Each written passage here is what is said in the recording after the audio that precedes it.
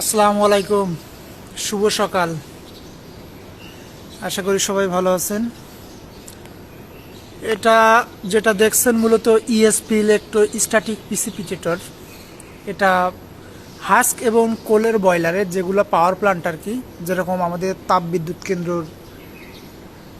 যেটি এখানে কয়লা চালিত বিদ্যুৎ কেন্দ্র, এসব বিদ্যুৎ কেন্দ্রে এই ইউএসপি ইলেকট্রোস্ট্যাটিক প্রিসিপিটেটর এগুলো থাকে।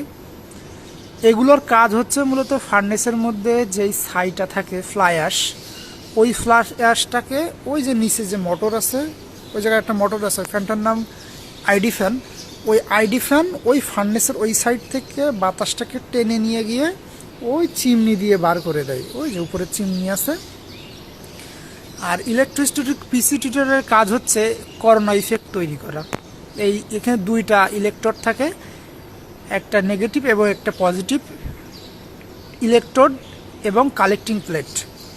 ইলেকট্রোড আয়ন তৈরি করে এবং ছাইয়ের মধ্যে থাকা যে নেগেটিভ আয়ন, ওই নেগেটিভ আয়ন ইলেকট্রোডের পজিটিভ আয়নকে আকৃষ্ট করে। ফলে প্লেটের গায়ে যেগুলো কালেক্টিং প্লেট, ওই কালেক্টিং প্লেটে যেই ফ্লাই অ্যাশগুলো আছে, ফ্লাই অ্যাশগুলো আটকে যায়। সাথে ওর ভিতরে র্যাপার আছে,